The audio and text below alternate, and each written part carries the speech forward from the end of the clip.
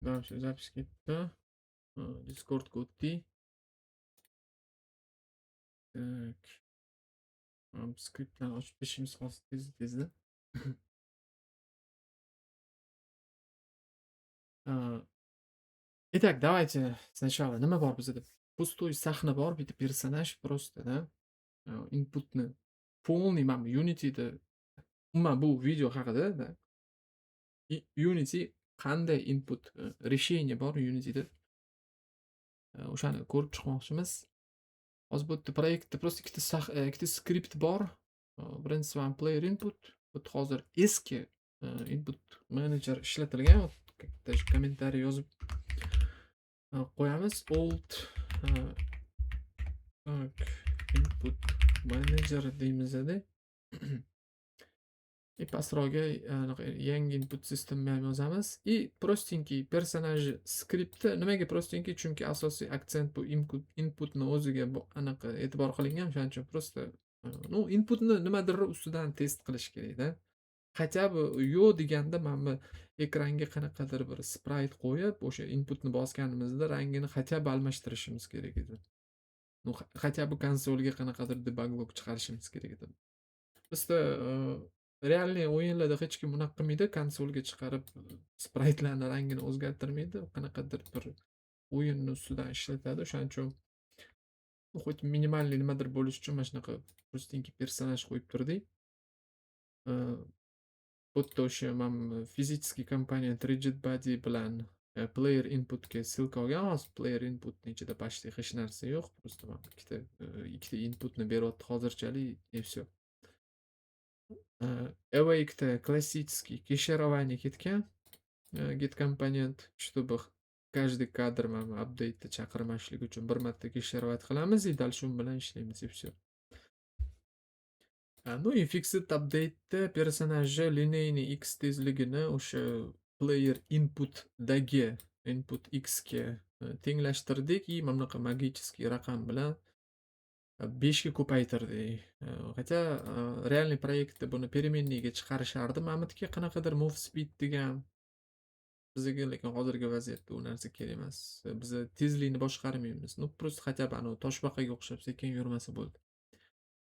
Ну и eski input managerda anaqa hodisa anu nima edi событийный ishlamagani uchun eski input manager update'ni ishlatishga majbur bo'lamiz sakrashga.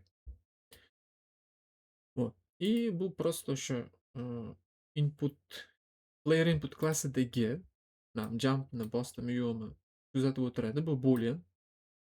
Bu to'g'ridan to'g'ri get button down jumpga bog'langan. Ya'ni ikkalasi ham o'sha eski input manager. Bu ham, bu ham. Hozirgi paytda eski input menejerni ishlatamiz. И bu yerda hech qanaqa yer-per tekshirib o'tirmaymiz. Просто body 2da tak linear velocity y deymiz. Ravno 5. O'tgangi darsda mana shu joyida bizda yomon menda stupor bo'lgan edi. Gravitatsiyasini yozib qo'yganmiz bu yoqqa. Endi hozir bu yerda 2da y anaqasini отдельный boshqarmayapmiz. Bu yerda unaqa problema bo'lmaydi. 3Dda bilmasdan yozib qo'yuvdik. Yomon anaqa bo'ldi. Problema bo'ldi, ko'p vaqt ketkazdik. И video ham qanaqadir bir в общем g'alati chiqdi. Так, press play. Ups, tak. Collider kim qo'shadi bu yoqqa? Collider qo'shish kerak-ku. Bu Collider nimada? Collision bo'lmayapti, to'qnashuv, столкновение yo'q. Так. Ну да, неважно bu qanaqa harakatlanadi.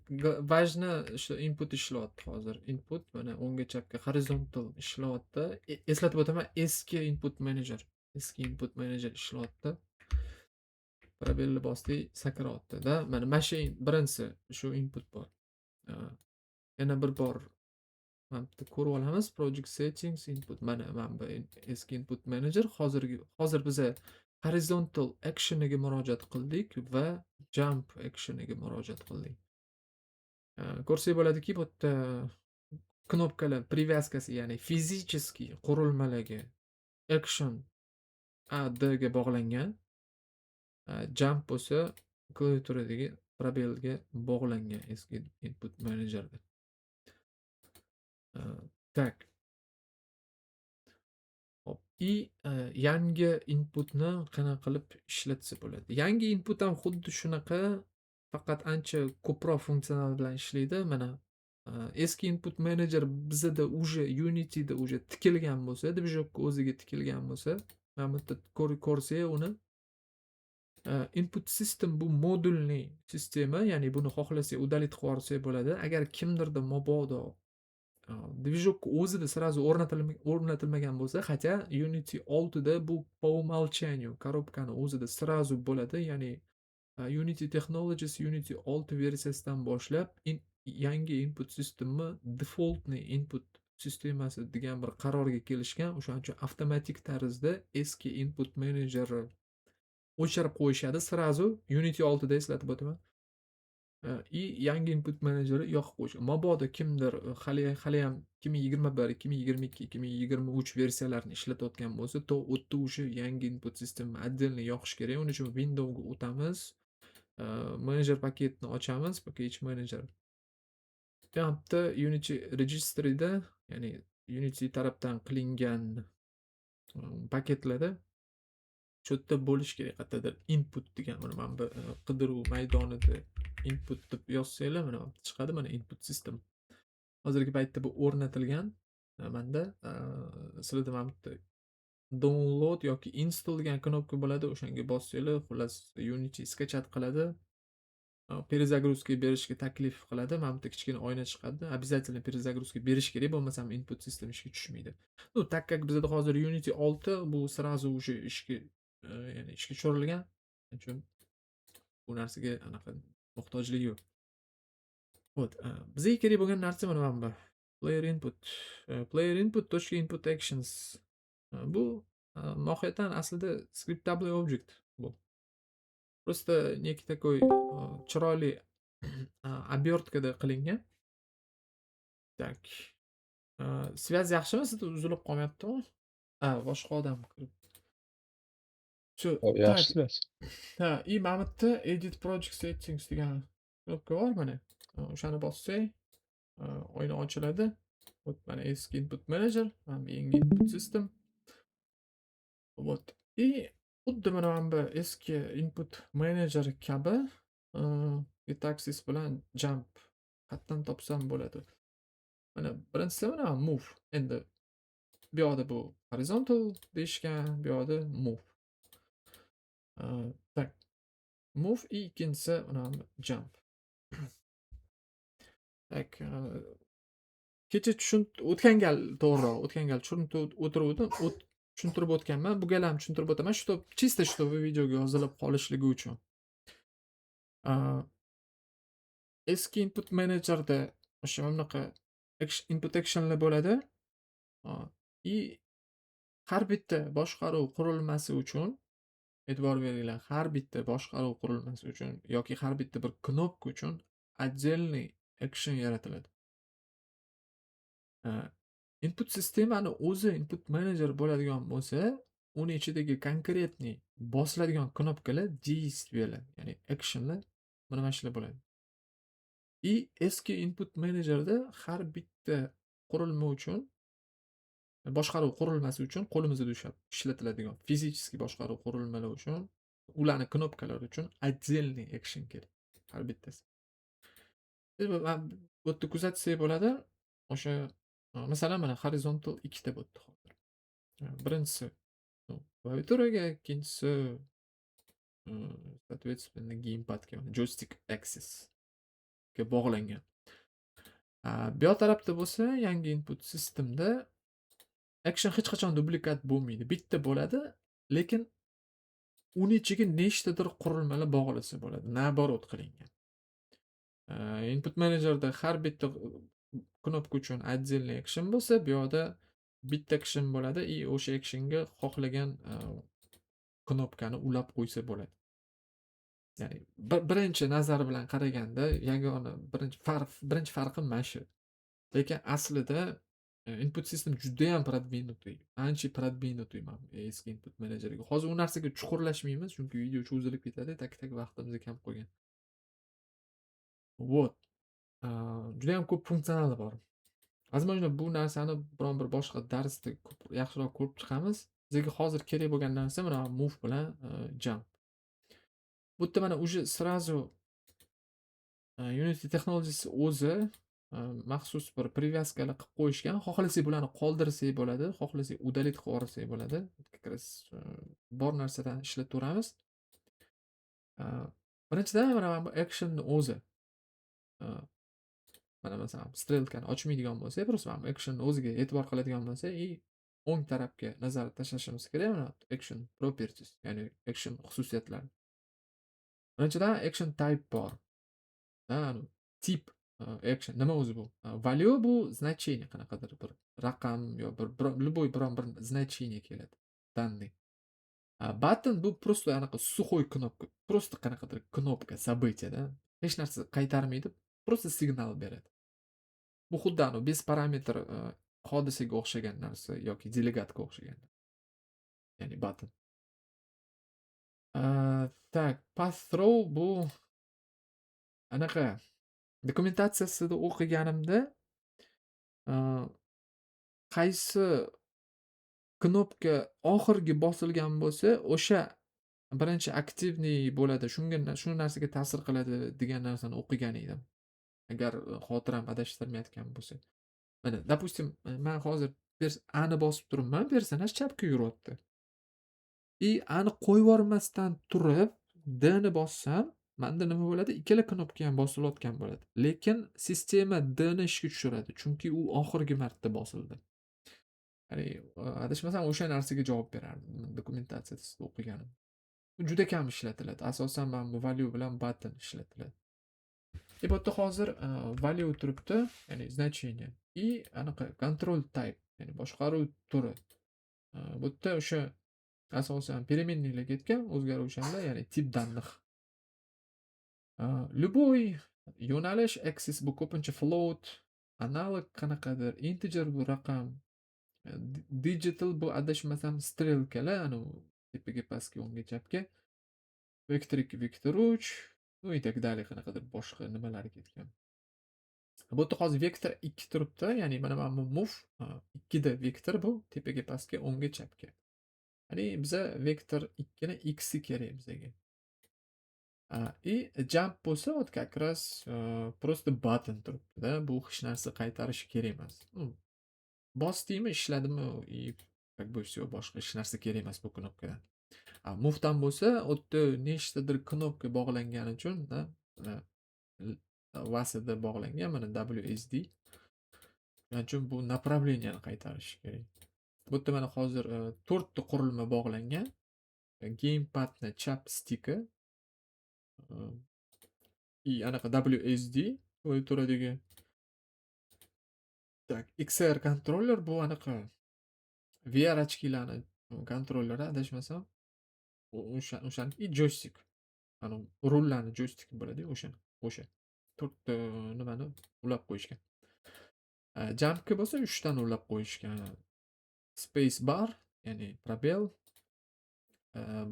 gamepad button stove degan, ya'ni past knopkasi, ko'pincha PlayStation knopkalarida bu X bo'ladi, Xbox'da A bo'ladi. Secondary button XR controller. Вторичный knopkasi.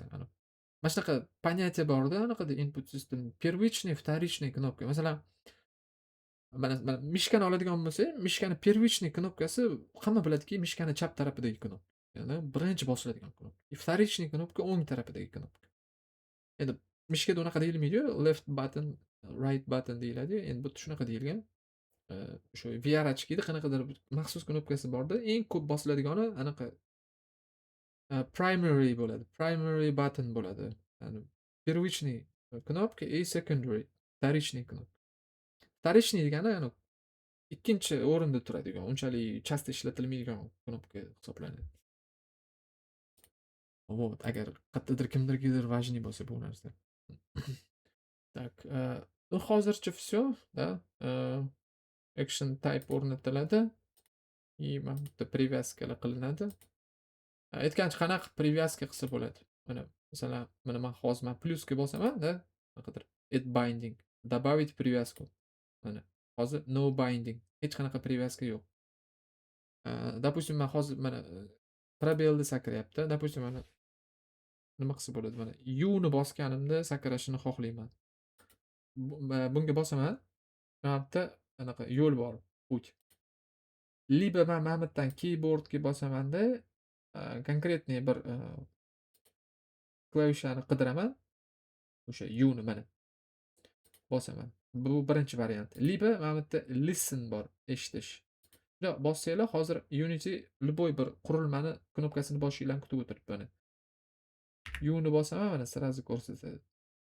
Yoki X ni bosaman yoki qanaqadir knopkani bosaman mana сразу chiqadi. Даже mana gamepadlarda ham adashmasam bu narsa ishlaydi. Hozir Xbox One controller gamepadini yoqdim mana. A ni bosdim, mana Xbox knopkani bosing deyapti hozir. Har xil knopkalar mana. Bu menimcha sal osonroq bo'lsa kerakchi, mana ручной qidirishdan ko'ra. Вот. Mana shunaqa qilib mana shuni bosasizlar, tanlaysizlar и всё как бы. Endi U ni bossam ham probelli, ham U ni bossam sakraydi. Просто удалить qilib kerak emas bizga. Так. И всё, да. Hozircha shu. Endi mana shuni ulashimiz kerak. Так. Bizda eski input manager ishlatayotgan paytimizda biz qanaqadir bir statistiskiy metodlarga murojaat qilamiz-da. Masalan, mana get access bu qayerdadir Unity'ning ichida turgan input degan klassning ichidagi bir statik metod, hodisa. Ya'ni funksiya deganim. Input systemga kelganda unda sal boshqacharoq ishlaydi. Bunaqa ishlamaydi. Primoy mana bunaqa bizni masalan input system yoki bir bola mashinga o'xshagan tochka anaqa tochka move deya olmaymiz. Birinchidan mana bu input action assetga murojaat qilishimiz kerak. O'zi вообще input action asset nima o'zi bu? Bu neki konteyner, yashikda uni ichida birinchidan anaqa action map saqlanadi. Karta привязки deydi bu narsani. Ochadigan bo'lsak,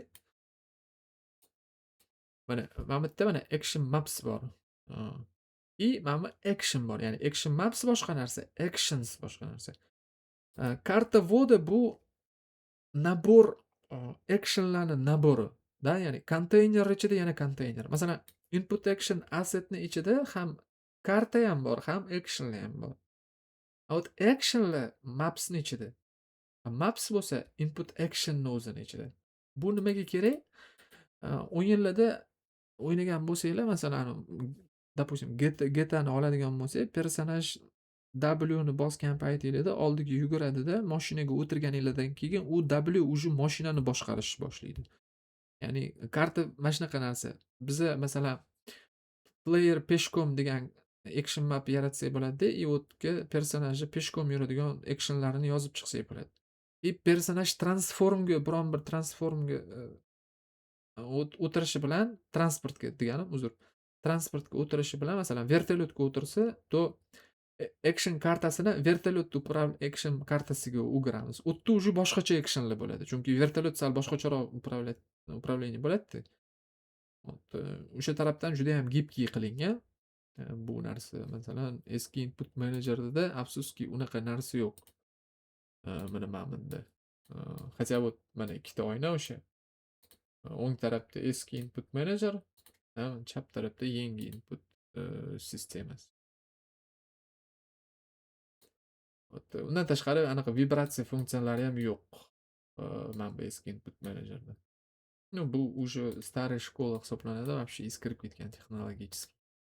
Uni yaqinda уже Unity'dan kesib tashlashadi. Значит, mana shu konteynerga murojaat qilishimiz kerak birinchidan. Дальше karta привязкani topishimiz kerak. Bizda hozir bu player, bu yerda UI ham bor, mana UI navigatsiyasi. anaqa ya'ni вот игрока и вот interfeysi bor. И вот как раз mana shu move hozir player action mapda. Ya'ni birinchi biz action assetga murojaat qilishimiz kerak ekan, keyin playerga, keyin bunga. Ikkiga ishlata olamiz. Sal ko'proq kod yozish kerak. Chem eski input menejerga qaraganda, masalan, mana input menejerda, eski input menejerda bitta qatorda yozdik, bo'ldi. Shu bitta qator и как бы personaj harakatlanyapti, и hech qanaqa problem yo'q. Yangi input sistemda sal ko'proq kod yozish kerak, lekin bu narsa juda ham gibkiy narsa, полный kontrol beradi и o'sha ko'p kod yozishga arziydi bu narsa. Mana bu prostoy bo'lgani bilan bu ancha сухой bu, odamni qiynaydi. Qanaqadir более продвинутый input sistema yozib bo'lmaydi bu narsa. Хотя katta желаниеda yozsa bo'ladi, просто odamni qiynaydi. Так. И nima qilamiz buni hozir? Mana bunday qilamiz hozir. Mana buni duplikat qilamizda, bu yoqqa stavit qilamizda, mana buni просто kommentirib qilib qo'yamiz. Чтобы просто bo'lishlik uchun. Mana buni hozir yangi input menejerga o'giramiz. Birinchidan input actionga ссылка olish kerak. Serializovanный qilamiz. Private private input action asset. Input actions deymiz просто. И приватный input map yaratish kerak и приватный input action yaratish kerak. Private input action map deymizda action map deya qolaylik. И mana bu input x ga jumpga ikkita input action yaratishimiz kerak endi. Input action bu anaqa bo'ladi. Hozir agar nariyoqqa universal bunaqa berayotgan bo'lsak, to bu bunga bog'lanadi. Buni nomini sal boshqacharoq qilib qo'yishimiz kerak-da. Input x action deyishimiz kerak. Вот mana shunaqa deyishimiz kerak. И соответственно jump action. Всё. Значит, input action assetni o'ziga ссылка oldik. Action map yaratdik. Ikkita action yaratdik. Ya'ni hozir mana buni o'rniga, mana buni o'rniga mana ikkalasi bo'ladi. Biza mana bu yerda awake da, ya'ni skriptlar endi uyg'onayotgan paytda albatta mana buni tagida awake da aytamiz. Birinchidan action map initsializatsiya qilib olishimiz kerak. Biz aytamiz action map deymiz. Action map mana buni ichidagi action mapga teng deymiz. Ravno input action.find action map bo'ladi и nomi esimizda bo'lsa player edi. Даже rider ham taklif qilyapti buni. Tabni bosib yozib qo'yaveramiz oxirigacha. Chunki naryoqda Unity'da ham xuddi shunaqa edi nomi, player edi. Endi qaranglar, qarang, mana initsializatsiya bo'ldi action map hozir, ya'ni pustoy null references bermaydi buni. Endi buni ichidan mana bu ikkalasini topib olishimiz kerak. Chunki mana bu ikkalasi hozir pustoy нулевой obyekt bo'ladi. Biz aytamiz input x action deymiz. Ravno action map find action faqat x emas edi, bizda move edi. Move x emas edi, просто move edi. Так, всё. Move'ni topdik. Prям duplikat qilamizda, jump action topamiz, ortga stavit qilamiz. Uni nomi jump edi просто. Initsializatsiya qildik. Endi inputni yoqib o'chirish kerak. Obyekt yonib o'chib qolgan paytda. On enable va on disable metodida qilinadi ko'pincha narsa. On disable. Nimaga bu narsani вообще qilish kerak? Men paytida o'zimda ham savol paydo bo'lgan. Mana masalan, nimaga men просто input yangi input sistemni xuddi mana bunga o'xshab просто ishlata olmayman. Masalan, get access, get path qilib. Gap shundaki, mana bu eski input manager o'zi qayerdadir klassni ichida, обновленияларni ichida обработка bo'ladi. Bu более optimizированный variant. Kish anaqa kesharovат bo'ladi bu narsa. Bunda hodisa bor. Lekin asosiy maqsad bu emas. Asosiy maqsad mana bunaqa konsepsiyada bo'lganki, agar mana bu obyekt, personaj qayerdadir удалить bo'lib ketsa, masalan, o'lib qolsa o'yinda, destroy bo'lib ketsa, yo'q bo'lib qolsa, to hodisa registratsiya qilinib qolgan bo'lsa, Unity'da obyektlar даже sahnada удалить bo'lib ketgan bo'lsa ham, lekin hodisa delegate action qaydadir pamять, ya'ni qurilmani xotirasida registratsiya bo'lib qolib ketgan bo'lsa, obyekt sahnada bo'lmasa ham chaqiriladi o'sha hodisa. Nima bo'ladi? Null references bo'ladi. Ya'ni, masalan, Mamutga hozir qanaqadir delegat yoki Unity event yaratib, o'shani biz biron bir obyektga registratsiya qilsak, hodisasiga, funksiyasiga, sahnadan удалить qilib yuborib, yana o'sha hodisani chaqirishga harakat qilsak, hodisa chaqiriladi. Lekin biza konsolda null references olamiz. Ya'ni mohiyatan yo'q bo'lib ketgan obyektga registratsiya qilishga harakat qiladi. O'shaning uchun inputni yoqdikmi, uni обязательно yoqishimiz kerak. Yo'qmasam yoqmasa ishlamaydi u. O'zidan o'zi, masalan, mana bunga o'xshab srazi ishlayvermaydi bu. Uni birinchi yoqish kerak. Yoqqanimizdan keyin qayerdadir mabodo u obyekt o'chib ketadigan bo'lsa, masalan, o'chmashi ham mumkin. Lekin mabodo qayerdadir o'chib ketadigan bo'lsa, to uni обязательно inputni o'chirish kerak. Вот. Так что input actions deymiz, enable deymiz. Ya'ni onEnable metodida. OnEnable metodi liba GameObject, liba mana player input klassi sahnada aktivniy yongan paytda, set active true bo'lgan paytda chaqiriladi. O'chib qolganda onDisable chaqiriladi. Disable. O'shanda bu garantiya beradiki, что mabodo mana shu obyekt sahnada o'chib qolsa, uni inputlari ham o'chadi полностью. На всякий случай, har xil keyinchalik baglardan anaqa qiladi, bizani xalos qiladi bu narsa. Вот. Так, и biza уже Mamutga mana eski input menejeri bemalol almashtirsak bo'ladi. Get access o'rniga biza input x deymiz, .read value, ya'ni anaqa значениyani o'qish, считывать значение. Faqat значение bizada float emas edi, vektor 2 edi.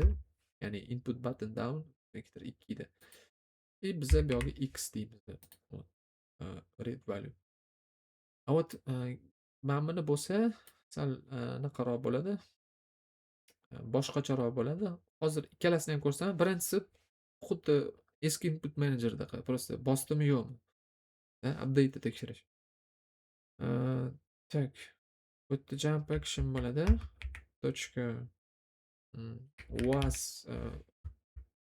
Was started yoki preset this frame degan anaqasi bor. Was preset this frame. Так, вот mana. Ya'ni o'sha konkretniy kadrda bosildi. Masalan, released bu qo'yib yubordi. Performant bu полностью bosib qo'yib yubordi. Mana shu bizga bosgan payti kerak. Ya'ni bosdimi, u sakrashi kerak сразу. Вот. И mana shunaqa nexitri yo'l bilan, prostoy yo'l bilan biza hozir mana bu ikkita qatorli eski input menejeri sal ko'proq qatorga, но более гибкий sistemaga almashtirdik. По сути, mana bu narsa o'zi просто initializatsiya-da. Просто initializatsiya bu. Mana o'zi aslida yangi input system. Ishlayapti, qanaqa ishlash. Так, buni даже men hozir mana Mamutga permissit qilib qo'yaman. Чтобы более наглядный ko'rinish uchun new input system. Вот.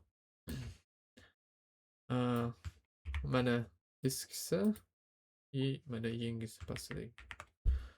Bu ham в принципе xuddi shunaqa hozir ishlashi kerak.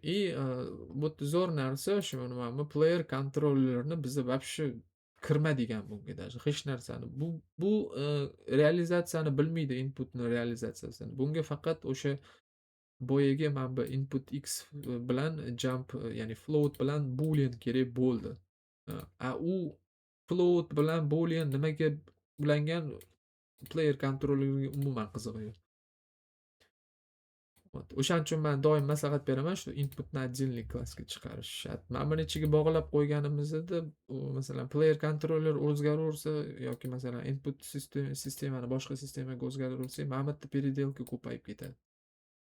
Plus bu narsa akkuratniy hisoblanmaydi, sal qanaqadir spagetti kod hisoblanadi. Так. Da, biza anaqa ko'rsatmadik. Hozir mana. Вот bu yoqqa drag and drop qilish kerak. Konsolda 0 referens berdi. Самый такой klassический xato. Вот mana hozir anaqada ishlayapti. Yangi input sistemada. Bu yangi input sistema. Touch screenni qanaqa qilsa bo'ladi? Masalan, joysticklarda qanaqa qilib boshqa. Bu вообще oson. Mana game objectga o'tamiz. UI qilamizda hozir ikkita image yaratamiz. Tak. Mana bitta image. Albatta dizaynini qila olmaymiz. Hozir просто vaqtinchalik qilib turamiz. Sprite, dumaloq sprite yarataylik. Artni ichida. Sprite ichida. Sprite circle. Просто aniq to'rtburchak bo'lmasligi uchun. Bu значит sakrash knopkasi bo'ladi. Jump touch button bo'ladi. Men to'rtburchak sprite yaratib qo'ydim. Men dumaloq yaratmoqchi edim. Sprite circle. Dumaloq yaratmoqchi edim. Bu yoqqa значит tashlayman. Hop. Tak, UI qayerda mana bu yoqda ekan. Qaqqadir ma'lumotga qo'yaman. Ko'pincha shu telefonni mana shu tarafida bo'ladi-da, simulyatorga o'tadigan bo'lsak. Qanaqadir iPhone 12 nimi tanlaymizda, sal aylantiramiz. Hop. Prosi bo'ladi. Bitta ma'lumotlarda bo'ladi. Barmoq bilan mana shu yerda bossa kerak. Вот. Yana bitta duplikat qilamiz. Bu left так, virtual stick. Ya'ni virtualniy gamepadni stick edi bu. Просто bu yoqqa qo'yamiz, bo'ldi. Mana bundoq qilib. Типа maksimalniy простенький anaqa touch bo'ladi. Так. Значит, bitta maxsus bunga kod yozib o'tirmaymiz. Unity input system o'zida bitta maxsus nima bor. Mana bu inputga o'tsak, mana bu on screen button on screen stick bor. Knopkaga biz on screen buttonga qo'yamiz. Mana bu control path bor. Ya'ni put. Biza hozir eslab olamiz mana. Mana bu yerga nimani bog'lagandik, sakrashga mana. Nima bog'lagandik? Space bog'lagandik. Anaqa gamepad bog'lagandik, lekin touch bog'lamagan ekanmiz nimagadir. Как раз o'shani hozir to'g'rilaymiz. Mana plusga bosamizda add binding. Unga bosamizda mana pathga, yo'lga bosamiz mana bu yerda touch screen bor. Xud bu yerda mana press single touch bor, ya'ni просто bitta barmoqda, ya'ni single bitta barmoqda ekranga qo'lini tegizgan payti. Anaqa primary mana masalan press multi touch bor. Ikkita barmog'i bilan tegizgan. Bizga mana bu tab kerak. Ya'ni barmog'ini bunday bosib qo'yib yuborgan. Hatto touch yaxshi bu yerda. Chunki tabga bosib qo'ysa, bosib turib qo'yib yubormaguncha sakramaydi personaj. Bizga imенно shu bosgan paytda sakrash kerak сразу. Вот. Так. Primary mana birinchi touch olamizda touch contact. Mana bu qo'li teggan paytda. Mana shunga qo'yamiz. Touch screen, touch contact, ya'ni anaqa первостепенный контакт и birinchi kontakt. Всё. Так, сохранять qilamiz. Hozir mana bu yerda qayerdadir save bo'lishi kerak. Хотя o'zi avtomatik save ga qo'yib qo'yishibdi. Avtomatik сохранениеga. Так. assetni ochsangiz save qilish kerak ekan. Mana bu project settings'dan ochadigan bo'lsak, to сохранение шартimiz ekan. Так, mana touch qo'ydik и move ga ham qo'yish kerak. Move da bor ekan уже. Joystick sticki bor ekan bu yoqda. Joystick sticki. Так. И biza bu yoqqa o'tamiz. Mana bunga o'tamizda on screen buttonga, ya'ni mana bu knopkaga.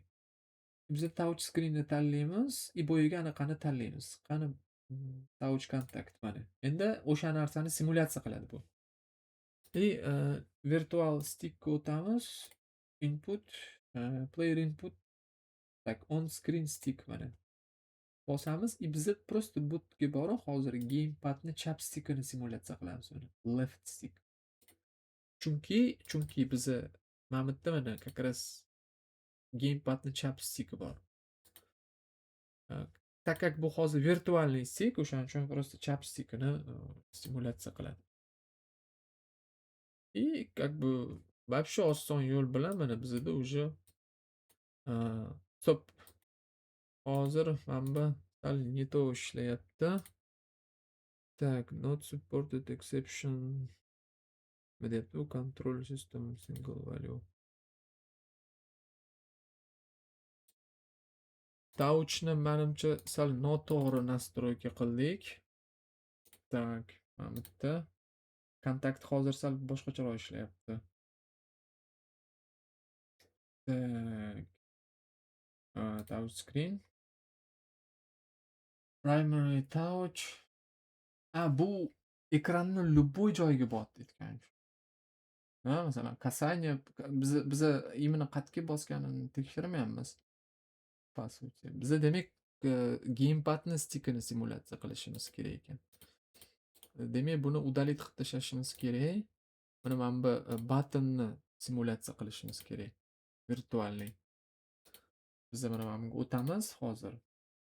Touchdan olib tashlaymizda gamepad mana bu yerda. O'shanda именно mana shu knopkaga bosganda sakrashi kerak. Chunki hozir ekranni любой joyiga bossam sakrashni boshlayapti. Так, mana stickni chapga o'ngga suryapmiz. Yuryapti. Mana boshqa joyga bossam ishlamaydi. Именно shuni o'rtasiga bossam sakraydi. Просто animatsiya qilib yuborish qoldi. Mana bu knopkalarni shu bosganimda razmeri kattayib, kichrayib, qanaqadir effektlar chiqarib bir balo qilib. Ну, сам факт то, что touchni o'zi ishlayapti. Так. И mana cross platforming input mana shu bo'ldi-da. Afsuski eski input manager bu narsani imkoniyatini beradi, lekin juda qiyin bo'ladi input manager. Sal-pal qiyin bo'ladi. Bosh og'riq bo'ladi просто. Yangi input system bo'lsa, ozgina ko'p kod yozishga majbur qiladi, но bitta yozib olganingizdan keyin bu мощный cross platformingni sistemani beradi. Mana hozir hech qancha vaqt ketkazmay cross platformingni inputni уже integratsiya qildik proyektga. Mana hozirgi paytda 3 ta qurilmada ishlayapti o'yin. Klaviatura, mishka, touch screen, gamepad ishlayapti. Birinchisi klaviatura mana WSD ni orqaga bosaman, probelni bosaman, sakrayapti. Yuryapti, sakrayapti. Ikkinchisi touch screen, o'ngga chapga sakraydi. Uchinchisi mana gamepadni yoqaman.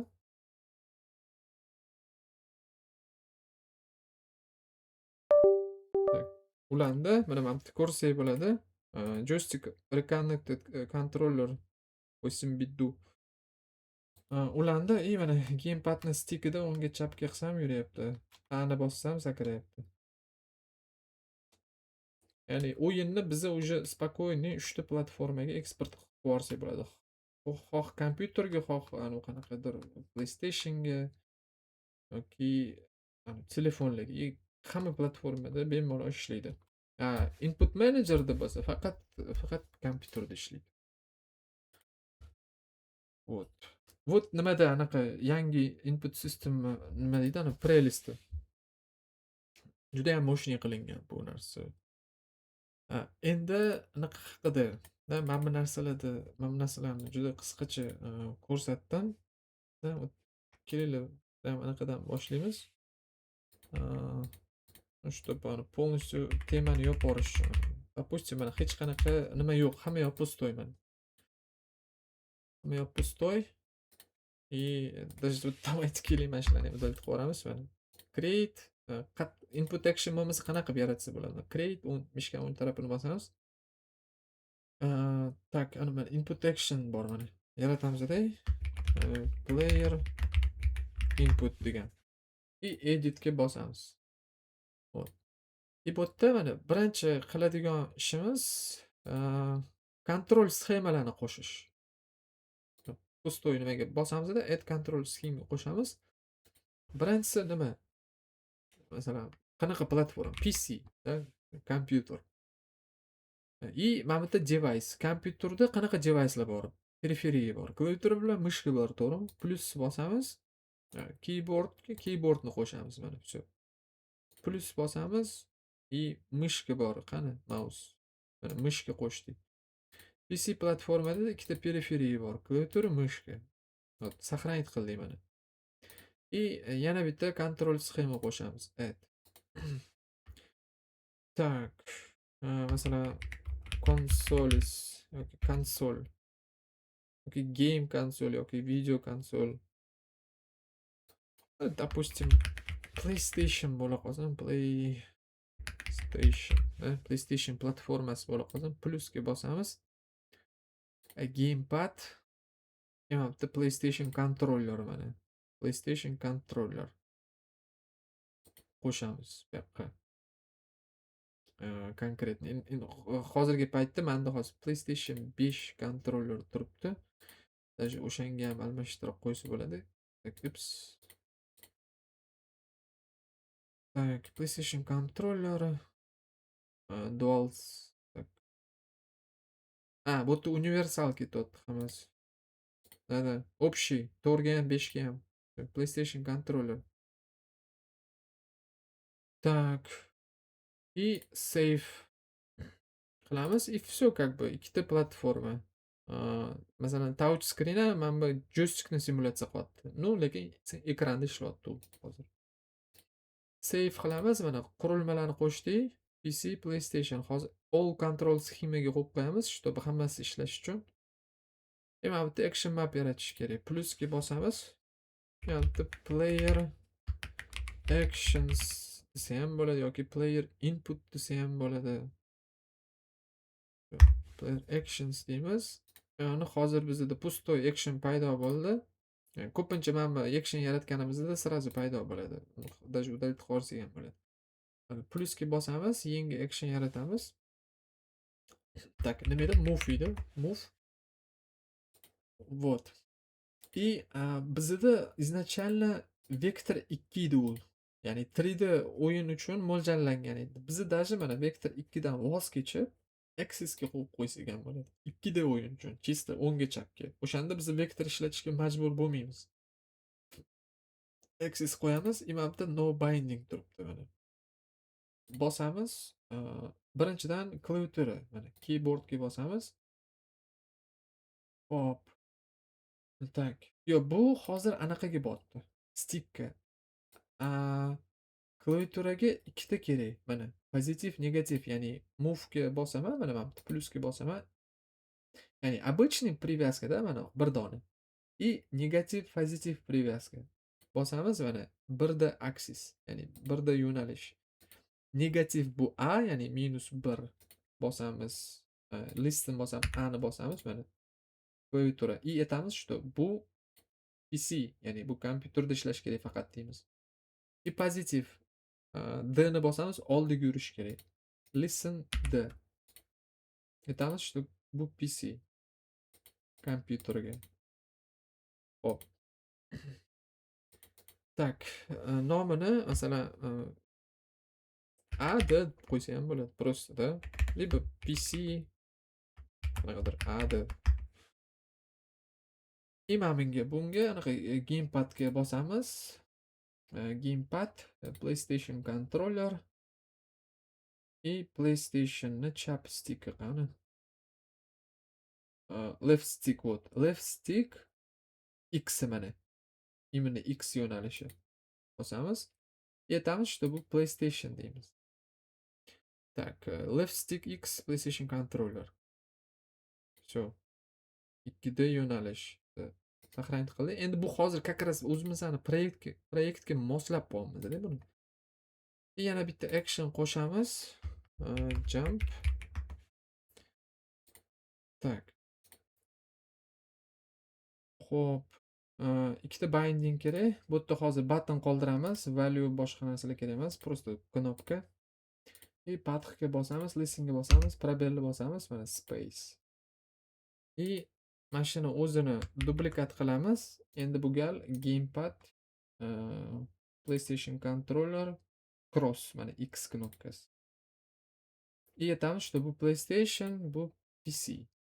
O'shanda mana bu yerda kontrol sxemani o'zgartirsak, PC ga bossak, faqat kompyuternikini ko'rsatadi bizga bu yoqda. Mana faqat kompyuterga ulaganimizni. Agar masalan hozir mana bu yerda mana kompyuterdan olib tashlasak, yo'q bo'lib qoladi bu yoqda bu. Global, universal bo'lib qoldi. Agar PlayStation ga bossak, yo'q bo'lib qoladi mana. Bu kompyuterlik. PlayStation ga o'zgartirsak, faqat PlayStationnikini ko'rsatadi. Biz hammasiga qo'yib qo'yamiz, чтобы hammasini ko'rsatib turishligi uchun. Save ga bosamiz. Hozir nima o'zgarib qoldi? Bizda player action map o'zgardi. O'shani kodni to'g'rilash kerak. Move, jump o'sha qoldi. Mana bu ichidagi привязка o'zgarishi farqi yo'q. Nomi mos tushishi kerak kod bilan. Hozir mana buniki mos tushmaydi. Chunki bizda player bo'lib qolgan. Bizda player actions deganmiz, to'g'rimi? Player actions da. Player actions deganmiz. Вот mana bular o'shanda qilgan. Lekin input X уже o'zgardi. Ya'ni input, ya'ni move o'zgardi-da, mana move o'zgardi. Bizda vektor 2 da float ga o'zgardi. Biza, ya'ni axis ga o'zgardi. Shuning uchun float deymiz. Спокойно mana buni udaltib yuborsak bo'ladi. Как раз mana float ga mos tushadi endi bu.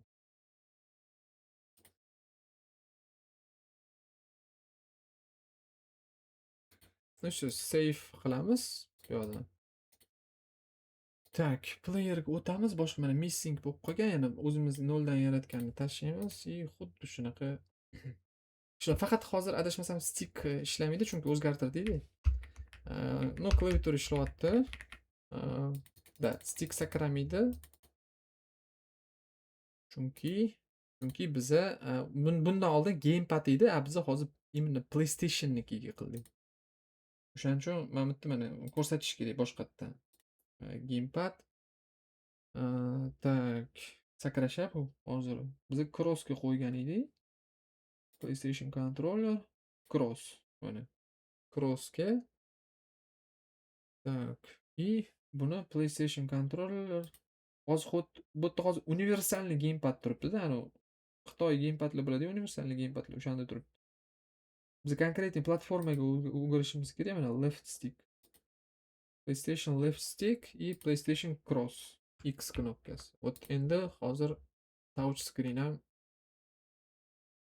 o'z anaqasiga qaytish kerak-da. O'ngga chapga sakrash. И вот lekin gamepad ishlamayapti. Nimaga? Chunki men hozir Bluetooth orqali ulaganman-da PlayStation 5 gamepadini. Bluetooth orqali ulasam, u kakani Xbox controller sifatida ulanadi.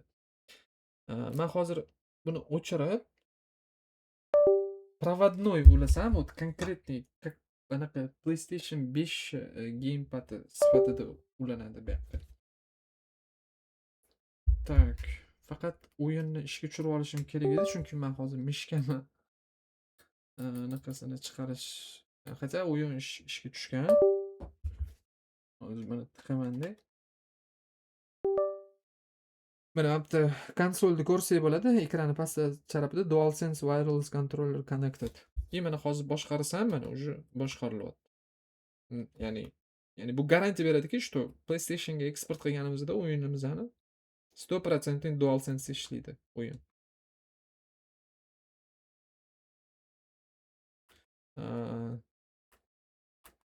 Tak. Даже anu vibratsiya funksiyasini ham qo'shib qo'ysak bo'ladi. Personaj sakrayotgan paytda. Undan oldin anaqani ko'rsatishim kerak hodisani. Mana men bu narsani hozir biza eski input manager stilida ishlatyapmiz. Chunki bu update'da ishlangan. Mana usages'ga bossak, mana bu yerda aytyapti player controller update'ni ichida ishlatyapti deyapti. Bu narsa unchalik yaxshi emas, chunki input system hodisa nimasini поддержка hodisa событийный orqali ishlay oladi. Endi fixed update'ga kelganda buni o'zgartira olmaymiz. Bu постоянно tekshirilishi kerak. Sakrash uchun mana bunaqa update'ni постоянно tekshirish bu как minimum noto'g'ri. Shuning uchun hodisaga o'giramiz bu narsani. Uning uchun mana bu narsa hodisa bo'lishi kerak. Ya'ni просто boolean bo'lmashi kerakda, hodisa bo'lishi kerak. Ya'ni mana bu input action jump action bo'lishi kerak. Tak, o'shaning uchun biza mana buni hozir tipini booleandan input actionga o'giramiz. Va anaqani mana buni nomini jump actionga o'zgartiramizda buni hech narsaga tenglashtirmaymiz. U просто anaqa turaveradi bundoq bo'lib. Ya'ni по сути просто booleanni o'chirib tashladikda, bu yoqdagini bu yoqqa переместить qildik bo'ldi. Ну, o'zini qidiramiz lekin. Вот. И bu yoqda xato paydo bo'ldi, chunki biz jumpni удалить qilib yubordik уже. Biza u narsani update'da ishlatmaymiz, u narsani hodisa orqali ishlatamiz. Mana bu yerga on enable va on disable nimasini chaqiramiz. Biz aytamiz play input deymiz. Tak, jump action started, ya'ni boshlandi plus ravno do jump metodiga registratsiya qilib qo'yamiz. Hozir u metod yo'q. Biz yozamiz uni. Registratsiyani qilgandan keyin admin ham qilish kerak registratsiyani, bo'lmasa pametda qolib ketadi. Утечка bo'ladi, null references bo'ladi. Как раз mana bu update'ni do jumpga o'giramiz, bo'ldi. Bu yoqqa parametr yozamiz. Tak, input action call asset emas, input action callback context borda. Bizga вот уже hech qanaqa постоянный проверка kerak emas. Просто mana qachon bosganda chaqiriladi hodisa. Bu zo'r narsa-da, hodisa bo'ylab chaqiriladi. Вот. Как бы hozir hech narsa buzilmaydi. Xuddi o'shanaqa ishlaydi. Просто biz update'dan voz kechdik, xolos bo'ldi. Так hech narsa o'zgarmagan hozir. Постоянный проверкаdan voz kechdik. Вот. Так. Hop. Ishlamadi. Tak, nega? Input action. Hop. Bu yoqda oldik. Jump'ni-da jump action oldik. U publichniy qildik uni. Tak. Jump'ga registratsiya qildik. Awake'da.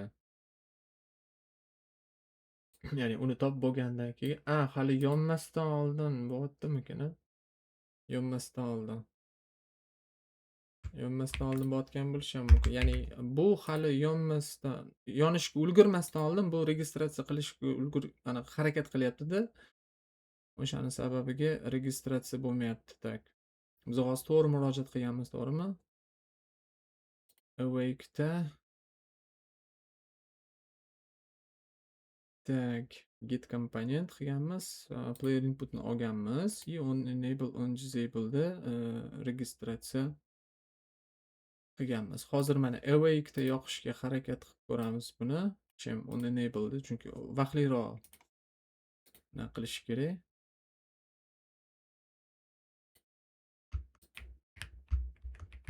Da, menimcha просто ulgurmayapti. Anaqa attributini yozib ko'ringlar. Mana bu yerga execution default execution order deymiz dedi. -1 yozsak, hammadan oldin chaqiriladi mana shu player input. Ya'ni initsializatsiya qiladi sahnaga, ulguradi и keyin mana bu unga murojaat qiladi. Prosta hozir bu yerda biza awake'da birinchidan inputni o'zini hali initsializatsiya qilyapmizda. OnEnable'da, ya'ni onEnable awake'dan keyin chaqiriladi. Ya'ni bu ishini bajarib bo'lgandan keyin bu chaqiriladi. Biz bo'lsa hali menimcha u hali yonishga ulgurmasdan yoki initsializatsiya qilishga ulgurmasdan oldin registratsiya qilishga harakat qilyapmiz-da. O'shaning sababiga hali bu tayyor bo'lmasdan oldin bu registratsiya qilishga urinyapti. Shu sababiga registratsiya qila olmayapti menimcha. Hozir порядок выполнения skriptov -1 ga qo'ydi и menimcha скорее всего ulguradi. Да, вот. O'sha skriptlarni chaqiruv ketma-ketligi deydi-da o'zi aslida problema. Вот. Hozir mana, ya'ni mana bu atribut garantiya beradi-da, что player input birinchi bo'lib sahnaga chiqadi, chem mana bundan ko'ra. Ya'ni bu birinchi chiqadi sahnaga, tayyor bo'lib oladi и aytadi, что men tayyorman deydi, и keyin bu unga murojaat qiladi. O'zi mana shunaqa joyda arxitektura degan narsa yaraladi. Yani proyekt o'sgan sari, mana bunaqa gibkiylashgan sari, mana bunaqa prosta git komponent mana bunaqalar ishlamaydi-da уже. Kimdir birinchi bo'lishni xohlab qoladi, kimdir qaysidirdan keyin bo'lishni xohlaydi. Ya'ni initsializatsiya jarayoni boshlanadi. Так что-da menimcha boshqa bu yerda aytadigan narsa yo'q. Bazaviy narsalari. Albatta bu полностью informatsiya bo'lmadi. Bu input system гораздо ko'proq narsa bor bu yerda. Da, anaqani vibratsiyani ko'rsataman dedim. Bu narsa bilan kim foydalanadi? Hamma mobilniy o'yin qiladi. No, тем не менее, baribir ko'rsataman mayli. Vibratsiyani ham bunaqa oson yo'l bilan qilsa bo'ladi. Tak, var current gamepad deymiz-da, равно input. Так, input system точка devices. Так, input device, input action device mana qaysini ichida edi? Tak, device ichida edi. Adashmasam, yo'q, bu hozir array bo'pti. Так, get device nomi и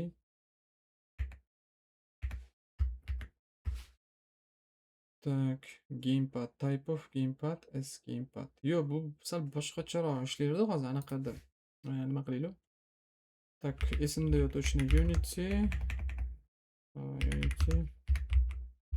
input system get active gamepad. Ya'ni hozirgi paytda ishlayotgan gamepad anaqasi bor edi-da. Gamepad current. Bunaqaga o'zgartirib qo'yishdimi сразу. Input system yozilardi-da oldin. Да? Ну, окей. Так, окей. Gamepad .current, ya'ni hozirgi paytda ishlayotgan gamepad. Buni yana tekshirish kerak. If current gamepad not equals null, ya'ni gamepad uzilgan bo'lishi mumkin masalan. Foydalanuvchi gamepadni o'chirib qo'ygan bo'lishi ham mumkin. Shuning uchun o'chirib qo'ygan bo'lsa, biz unga keyin vibratsiyasini ishlatishga harakat qilsak, o'yin qotib qoladi yoki как minimum mana 0 reference beradi, bu yaxshi emas. Tak, uni vibratsiya anaqasini ishga tushirish kerak, to'g'rimi? Tak, uning uchun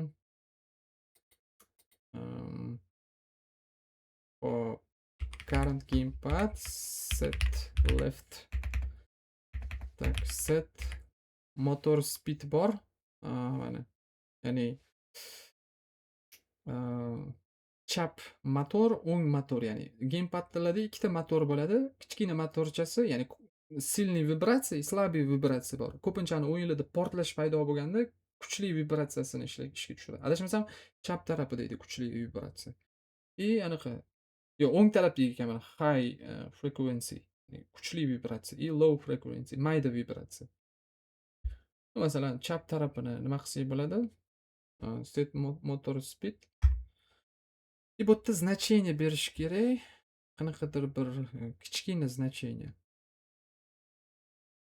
Chunki katta berib yuborsak, yani kuchli vibratsiya berib yuboradida. Ikkala motoriga ham prinsipi bersa bo'ladi. 0.5 dan emas, faqat 0.2 F dan beraylik. Важный narsa, set motor speedni o'rnatganimizdan keyin bu qanaqadir bir vibratsiya berib o'chib qolmaydi o'zidan o'zi. Biz просто gamepadni vibratsiyasini постоянныйga yoqib qo'yamiz motorini. Aylanib yotaveradi. И biz uni qisqa vaqtning ichida o'chirishimiz kerak, tezda. Qanaqa qilsa bo'ladi? Ikki xil yo'li bor. Birinchisi korotinlarni ishlatish, Unity degani asinxronniy nimani. Endi полностью asinxronniy emas, o'shanga o'xshaydi korotinlar. Ikkinchisi просто стройный, более правильный uslub anaqa invoklarni, задержкаlarni ishlatish. Так. И biz o'shani даже отдельный metodga chiqaramiz. Private void start vibrate yoki vibration desa ham bo'ladi-da, более правильный nom. И, соответственно, stop vibration. Stop. Gamepad vibration. Aniqlik kiritish kerak. Mana shunaqa uzun kod yozishga cho'chimash kerak. Chunki vibratsiya u universalniy so'z-da, abstraktniy so'z. Nimani vibratsiya qilyapmiz? Konkretni yozish kerak. Masalan, 1-2 oydan keyin mana shu kodimizni o'qisak tushunmashimiz mumkin. Lishniy konkretka hech qachon xalaqit qilmaydi. Ya'ni biz точно bilamiz, что gamepadning vibratsiyasiga start beryapmiz. Uzun so'zlardan cho'chimash kerak, yozaverish kerak uzun-uzun qilib. Главныйsi читаемый bo'lishi kerak kod. Eng важныйsi shu narsa. И biz mana kodni hozir bu yoqqa ko'chiramiz-da. Так. Device berib yuborishimiz kerak, to'g'rimi? Atribut yozamiz. Gamepad.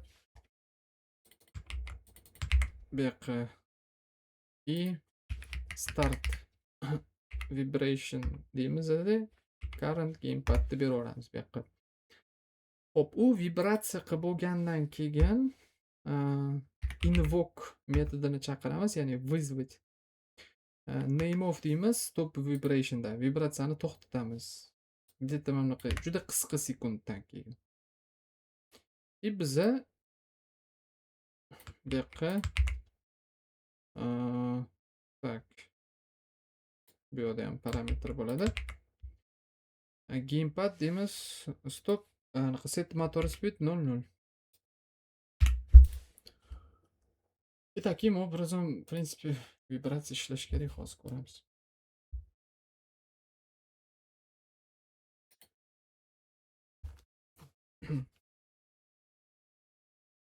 Так, men mishkam radio USB'sini olib turaman. PlayStation DualSense'ga tiqaman. Hop. Tak, vibratsiya ishladi, lekin juda uzoqda to'xtadi. Judayam uzoqda to'xtadi. Так. Пойдемте разбираться, почему. Time. Так, invokda qanaqa parametr bor edi? Hold time. Qachondan necha sekunddan keyin boshlash kerak? Сразу boshlash kerak bu hozir. Так. Mana sekunddan keyin. Stop vibration.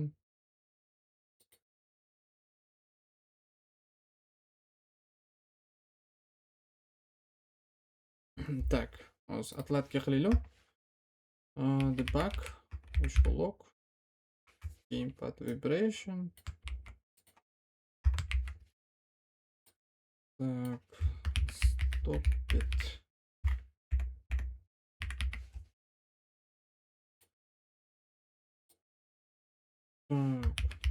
Start it. Stop it. Просто yo, o'chyapti. Так, no. O'chyapti, sekin o'chyapti. qanaqadir qisqa muddatga o'tishi kerak, riskga o'tishi kerak-da. Ozgina vibratsiyalar o'tishi kerak. Так.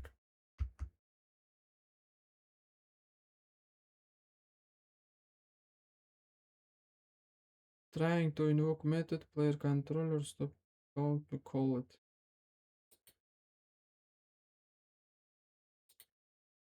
Так. А, Попытка вызвать метод player controller stop game operations. Anaqa chaqira olmadi deyapti. Так.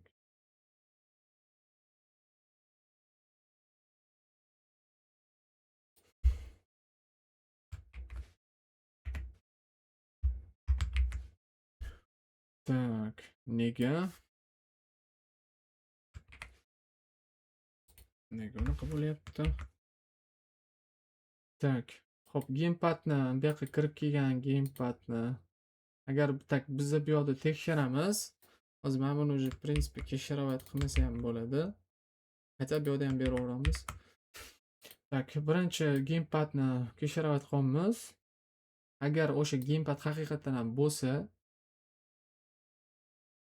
tak, haqiqatan ham 0 ga teng bo'lmasa, demak gamepad ulangan bo'ladi.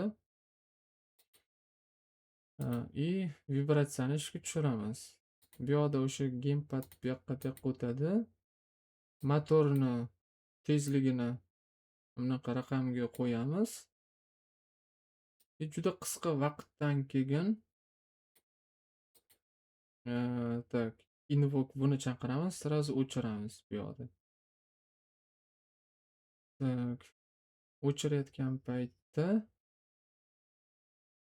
mana bu yerda bunaqa bermayapmiz-ku, bu yerda parametr bermayapmiz-ku hozir. Tak. Da. Hozir gamepadni uzatmayapmiz-ku. Uzata olmaymiz hamda, chunki parametr qabul qilmaydi.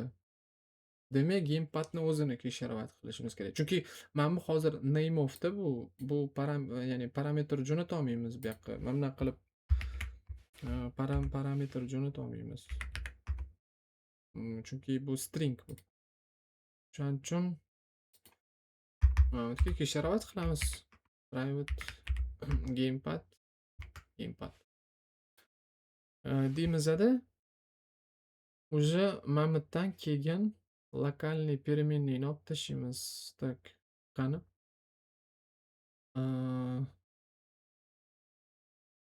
Mana buni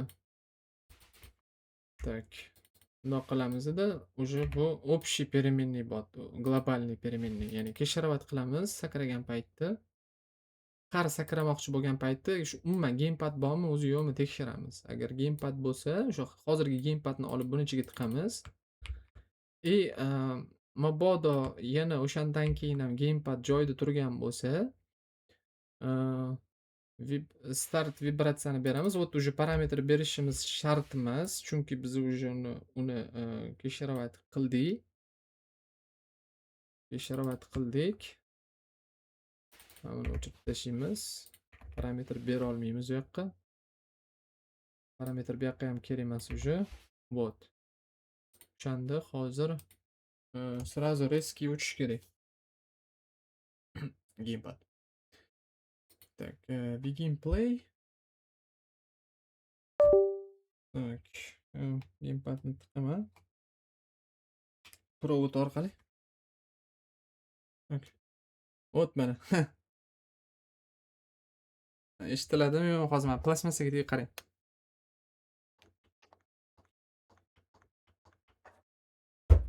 Stol ustiga qo'ysa eshitiladi ko'proq.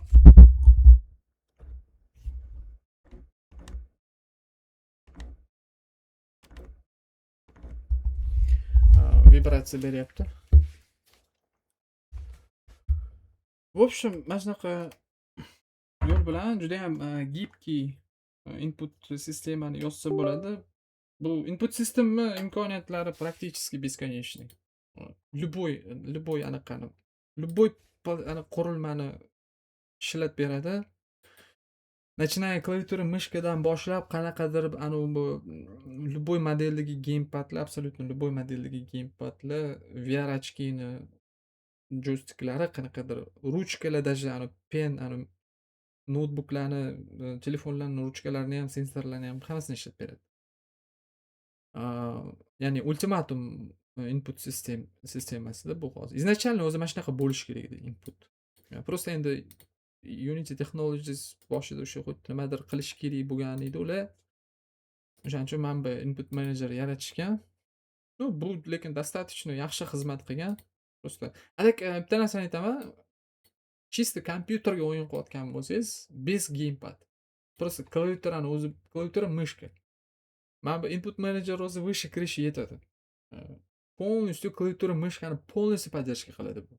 Любой nimasini beskомпромисс поддержка qiladi. А вот уже touchga o'tganda, gamepadlarga o'tganda, u yerda уже nyuanslarni ko'rish boshlaysiz. Ну, vibratsiyaga keladigan bo'lsak, вообще hech qanaqa vibratsiyani поддержка qilmaydi input manager. Абсолютно. Input system anaqalarni ham поддержка qiladi даже mana DualSense taktilniy отдачаларni anaqa ощущениялari bo'ladi-yu, отдача vibratsiyalar, тонкий vibratsiyalarni поддержка qiladi. Мощный narsa. Так что да. Qo'shimcha savollaringiz yo'qmi?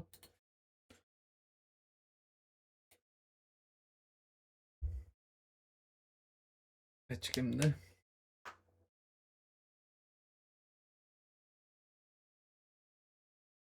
Yo'q, Tak, mana hozircha savol yo'q.